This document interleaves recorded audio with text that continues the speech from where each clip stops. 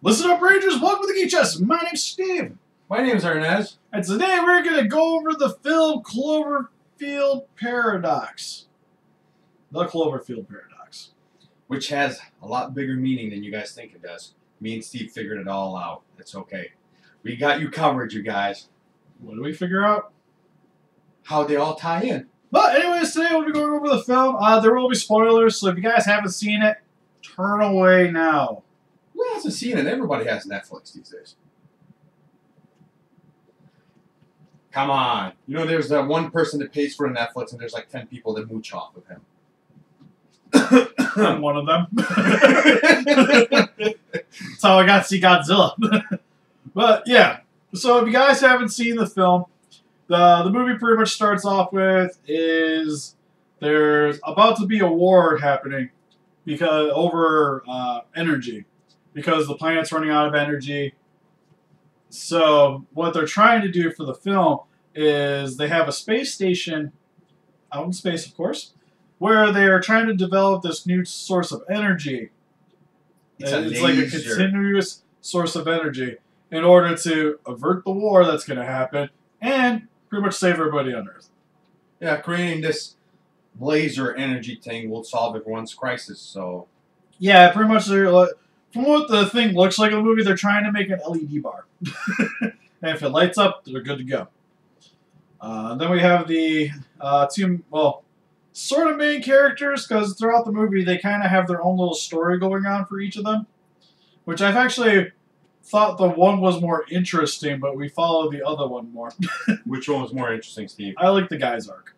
That's kind of the sequel I've always wanted to see. Oh, down on the planet Earth. Yeah, well, the one on Earth.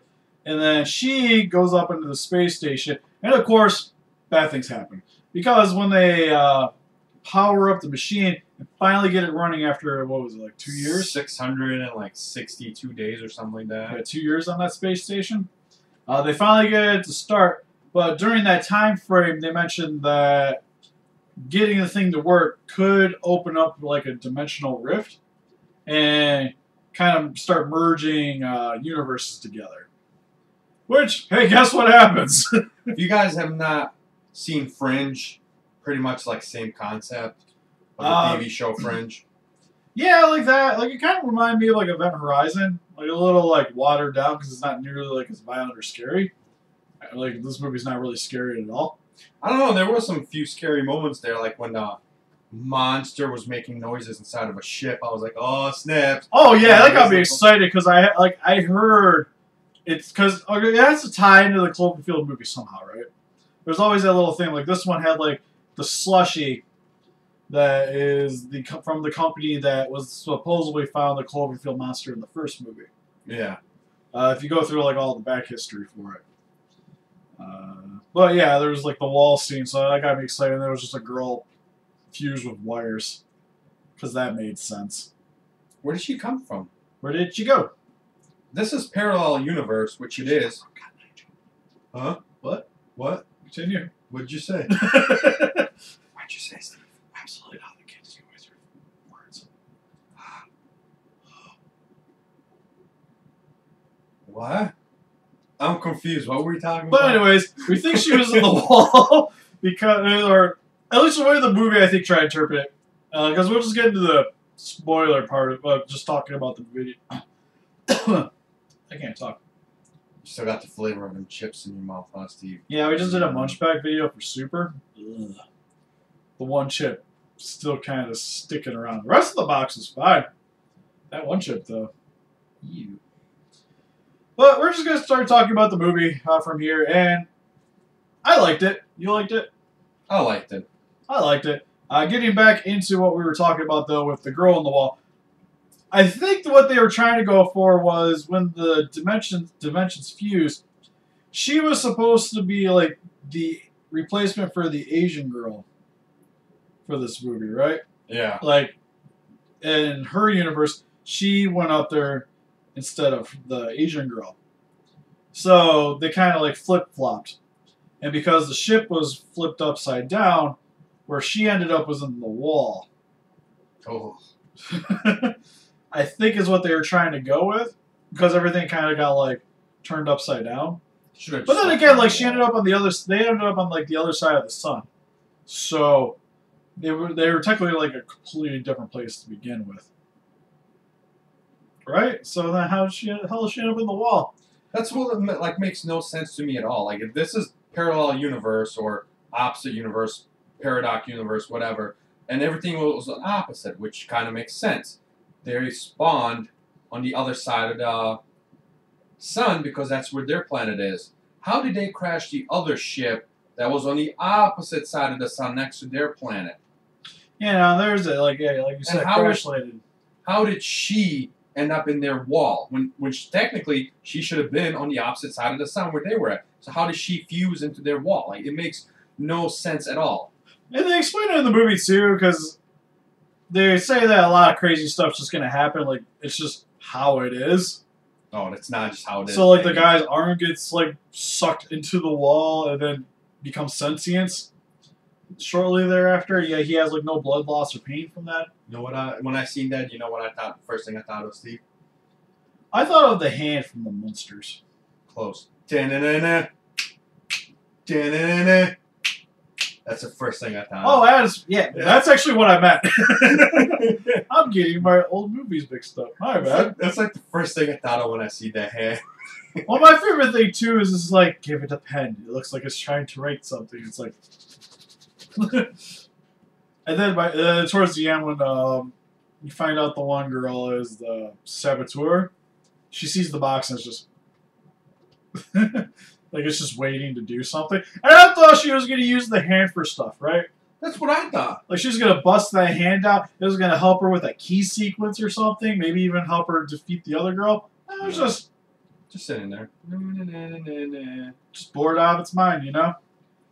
But, so a lot of that stuff, it's cool, but it's just it's just odd because I feel like they're trying to mix like a bunch of things for this movie. And they don't really explain it nearly as well. Because even like right before all the bad stuff happens, they kind of throw out the idea that this is going to happen or is a possibility through like some crazy scientist guy. Magic. Yeah, and of course it happens. So, for me, the movie was way too predictable. Like, as soon as I seen the bad person, I know who she was. I knew, like, as soon as I seen, like, her watching the video of the kids, I knew about what happened with the kids. Not in the sense of how it happened, but who did it, you know?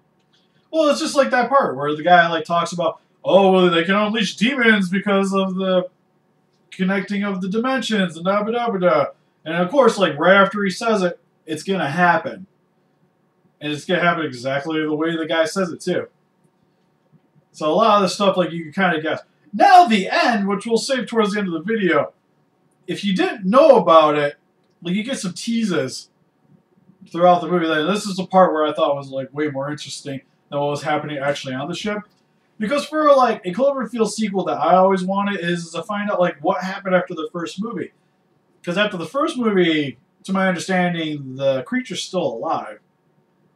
And I kind of want to see, like, a continuation of that, maybe, like, through the military perspective. To find Somebody out. else's view, yeah.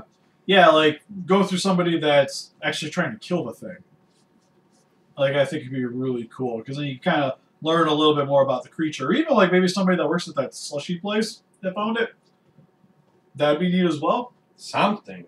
And that's kind of what that little arc teases that the guy goes through. So that's the part I'm like, was excited every time when they went back. Show us more, show us more. And then we go back to the lady, which is still cool, but then it's like a completely different movie. See, I had a different thought on this, but I'll explain that towards the end of what I actually think is happening in the movie. But some of the things I liked was, I liked the characters in the film. I thought they were all pretty, like, memorable in each of their own little ways. I like the German guy. I like the Irish dude. The guy that lost the arm. Oh, I like the guy that got ate the worms. Yeah, it's the German dude, right? No, the German dude was the guy that was eating the Japanese chick or the Chinese chick. Oh, yeah, the other one. Yeah. I thought weren't they both German? No, the guy was Russian. Oh, is it Russian? Okay. Mother Russia. Yeah. I was paying attention, I guess. It's okay. I got us covered, Steve. Appreciate it. But yeah, like each of the characters kind of had their own thing going on, which I thought was really cool. and you kind of like latch on to certain people a little bit better. The main girl, pretty basic. I didn't care too much for her. Yeah, it's mainly like most of the other crew I felt like had a little bit more like character development going on. Oh. Well, some more than others. Because even your Russian guy didn't really have much going on with him either. No. Outside of the whole sabotaging arc. Hey, I got a question. What was your favorite death in there?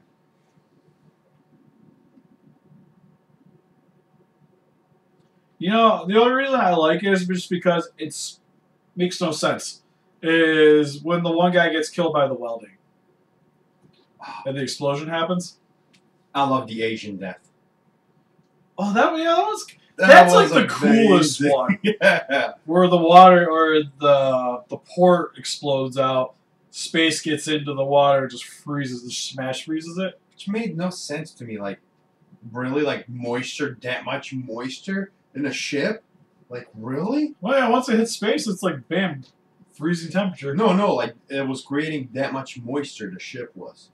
Yeah, well, that's what they were saying. That's why like, I was throwing off the calculations because of all the condensation. Yeah, I was like, that's a lot. And it all just poured in that room. I thought that was like her hallucinating from the lack of oxygen. Well, initially when I watched it, I thought it was like another like crazy thing that was happening because there's so many just random things happen on the ship. I thought it was just like somehow it's mixing with a spot where there was water. Well, see, originally I thought is when she walks in, there's like the failure oxygen thing. Yeah. So I thought she was just hallucinating that. You know, I thought it was just going to click out and she'd be on the floor twitching or something. No, that really happened. I was like, oh, not her. I liked her too because like she didn't speak a lick of English, but everybody else kind of like, well, some of them knew who could understand her. Not everybody though, which seemed odd for people that have to be stuck with her for like 2 years. Yeah. It was funny though. She's like, don't you ever talk to me like that again. Yeah. Oh yeah, she was cool. Like I said, she seemed more assertive than the main character. I said main character. No, she's like, eh. But I thought like the situation was cool. It's kind of something like I've seen in other movies, but the way they did it was still pretty interesting though.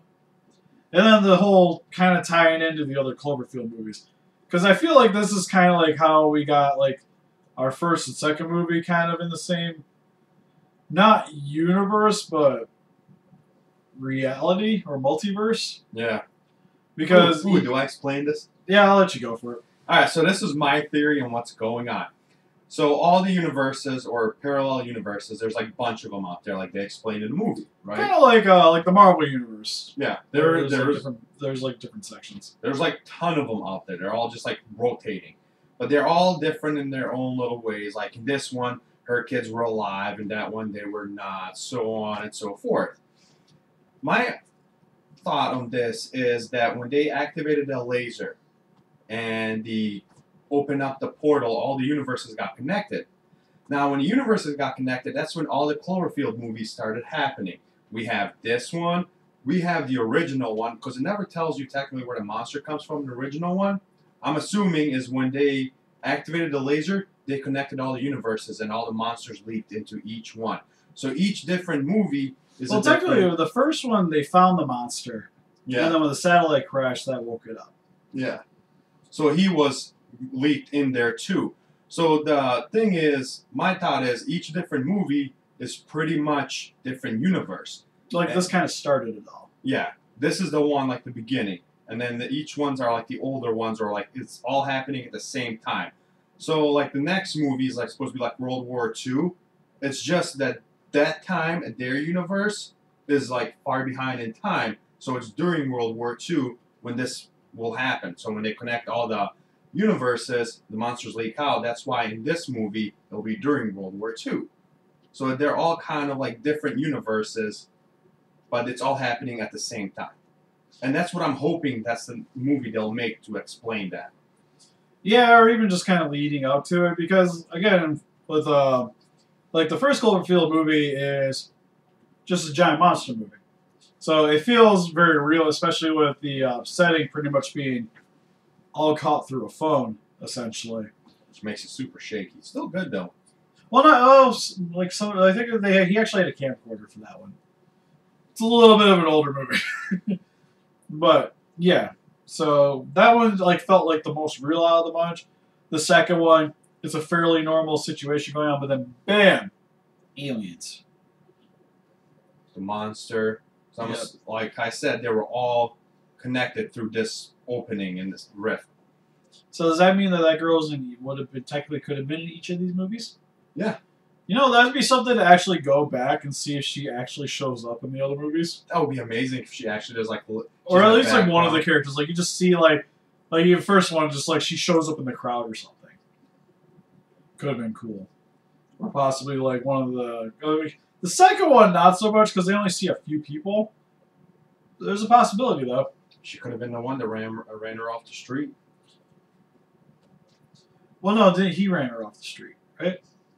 At the end of the movie, he ran her off. I was always confused about that part because I thought from the beginning he was, but then there was like the hints to where he didn't. But then like at the end there was like hints that he did, but then there was more leaning towards where he didn't. So I was kind of confused on that. I don't know, he did it. He's a horrible person. Why? You don't remember? I do remember. Because I know he's a killer, but that does not mean he's a bad person. Maybe he just truly wanted to save her deep down inside, Steve. Well, yeah, he wanted her to be his daughter. Are you judging him on his past experience, Steve? Is that what we're doing here? Yes. Oh, okay. Then he's a bad person. He's a bad person. We judge. It's what we do. But for the special effects, what did you think? Actually, for a Netflix movie, I definitely give it 2 thumbs up. Yeah, it looked good to me. Theater-wise, not quite there, I feel. No, it had, like, the whole ice thing, that was pretty good. But then, like, when it showed the CGI part where the door was ripping, was, like, kind of finicky, you know? Yeah, it was like, but then we also had, whole arm thing in a wall, and... Yeah, like, the way it's, like, cut here, like, kind of weird. Like, that could have probably just been if it was just a prop, I think that would look better. But what they probably had to do is they just, like, greened over his arm and then had that section. So there's a few hit and misses with it. Definitely not a theater release, but definitely really good for Netflix release. Yeah, like, there's nothing really to throw you off. The only thing that seemed odd for me was the spacesuits that they wore towards the end of the movie. For me, like, it looked like it was made out of foam. Yeah. Like, parts of it. Like, it seemed odd. And then the end sequence was kind of... When he breaks through the clouds? Yeah. But, so, special effects good. Characters overall are pretty good. I like the situation. And the overall plot and how it's trying to tie things together. I just think it could have maybe been elaborated a little bit more, or maybe went in a little bit of a different direction to kind of make more sense to the average person. My only hope is it is deep as I'm hoping that movie actually is. I am hoping it is that deep where it's, you know, my explanation of it. Like, to me, I feel like they were trying to be super smart, and that some of the stuff just kind of just, like, why is his arm in the wall? How does that happen? Not explained. It's just kind of like, it's crazy things are going to happen. And then I wish they would have just went more details with it. Yeah. Like, it maybe could have had another movie that maybe could have had a little bit more runtime. Because especially, I wanted to see more of what was going on in Earth again. Because, and here we go, at the end of the movie, you get to see Cloverfield, the Cloverfield monster, break through the clouds. I want that movie. I want to find out more stuff. But it's cool that you get to see, like, that's essentially a full-grown Cloverfield, right? Yeah, and he's as tall as the clouds are. Yeah, it's just like they're, like, falling through the atmosphere, hitting the clouds, and then as soon as they break through the clouds, he breaks through coming upward. Man, he'll give Godzilla a run for his money. Well, at that height, he would wreck Godzilla. Well, maybe not the planet Earth Godzilla. Yeah, no, that thing's bigger. Really? Cloverfield would be bigger. At that point, yeah. 400 meters? More than that. Well, no, that's what the Godzilla is on the planet. Yeah, I'm trying to remember the exact height. I know people have mentioned to us in the comment section below. The action figure is only 50 meters. So, but the one at the end of the movie, I want to say, I thought it was like 300 meters. Probably more. Like, I'd have to look it back up. But at least from what I've seen for this movie, Clover would be bigger. Ooh. Now, it doesn't have like the beams or anything, but it's bigger. Plus, it got all those little parasites that can destroy you. Yeah, what would happen with those things? That's the thing. I was hoping when like he heard the girl voice, I wanted to see like the parasite. In a wall. Like even if like you didn't see Clover the rest of the movie, at least give me the little duck parasite thing. Or has like that weird duck sound. I think that would be sweet. But yeah, if you guys haven't seen it, definitely recommend it. Definitely. If you got Netflix, yeah. Just go watch it. If you don't, one of your friends do. Go steal their email and password. Just watch it. Oh, no, you need to go buy Netflix. Go steal it. Buy it. That's what everyone does. Stealing's not condoned on this channel. Borrow it. Go watch it with a friend. I want to get sponsored by Netflix, damn it. That would be the greatest thing ever. Hey, Netflix, I'm like one of your original subscribers. We're talking about back when you guys were sending out DVDs. Come on. Yeah, man. We'll stop telling people to steal the passwords if you bribe us. If you support us, I will kick Steve off my account. I'll make him pay for his own. No! I don't wanna. Well, then you have to give me back my Hulu. No! I need my Crunchyroll back. I think that would actually hurt me more. If anything. But let us know in the comment section below what you guys thought of Cloverfield, the Cloverfield Paradox. And help us defeat those Kaijuish by hitting that like button, subscribe, and become a Ranger today. See you guys in the next video. Bye-bye.